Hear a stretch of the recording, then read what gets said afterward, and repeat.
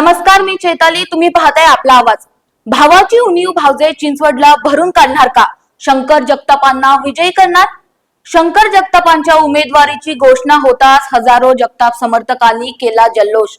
आपला आवाज न्यूज नेटवर्कचे संपादक उत्तम कुटे यांचा हा स्पेशल रिपोर्ट पाहूयात.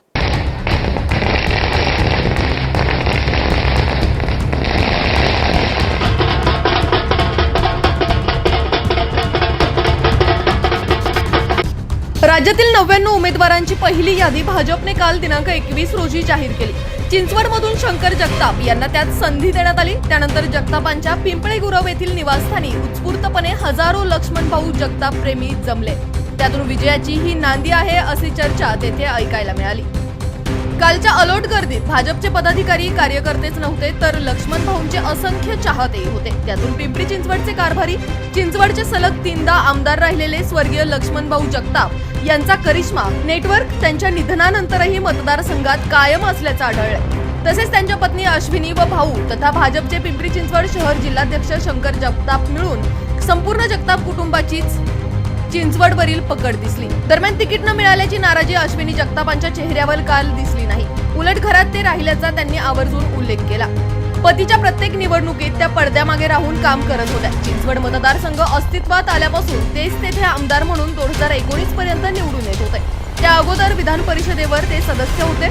अशा प्रकारे त्यांनी आमदारकीचा चौकार लगावलेला होता. त्यांना अँटी इन्कम्बन्सी लाटेचा सामना करावा लागला नाही. कारण पक्ष वगळूनही त्यांचा स्वतःचे असे 5 लाख मतांचे एक गठ्ठा मतदान मतदारसंघात होते व आहे. त्याच्या जोरावरच 2009 मध्ये ते तेथून अपक्ष म्हणून पहिल्यांदा विधानसभेवर निवडून गेले. त्यांचे 3 जानेवारी 2022 रोजी कर्करोगाने अकाली निधन झाले. त्यानंतरही त्यांची मतदारसंघावर पकड असल्याने त्यांच्या पत्नी अश्विनी तेथून 26 फेब्रुवारी 2022च्या पोटनिवडणुकीत आमदार झाल्या. त्यावेळी त्यांचे धीर शंकर जगताप यांनी त्यांच्या निवडणुकीची सर्व सूत्रे सांभाळली होती. तर आता त्याही जबाबदारी पार पाडणार आहेत. धीराला त्यांच्या भावाची उणीव भासू न देण्याचा त्यांचा प्रयत्न असणार आहे. 2024 ची निवडणूक लढणार नसल्याचे आमदार अश्विनी जगताप यांनी प्रदेशाध्यक्ष चंद्रशेखर बावनकुळे यांना नुकतेच पुण्यातून सांगितले होते. दुसरीकडे निवडून येईल असा दुसरा चेहरा नसल्याने आणि चिंचवडवरील जगतापांची पकड लक्षात घेऊन त्यांच्याच कुटुंबातील सदस्याला म्हणजे शंकर जगतापांना भाजपचे राज्यातील सर्वेसर्वा उपमुख्यमंत्री उत्सकी अशा देवेंद्र फडणवीसांनी उमेदवारी दिली. ती सार्थ असल्याचा प्रत्यय लगेच आला. भाऊ आणि जगतापांच्या हजारो समर्थकांनी जल्लोष केला. त्यातून शंकर जगतापांच्या विजयाची नांदी दिसली. ती खरी ठरणार का?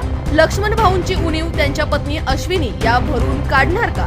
आणि जगतापांचा चिंचवडवरील करिश्मा कायम राहणार का? याविषयी आपले मत काय आहे ते तुम्ही आम्हाला कमेंट करून कळवा.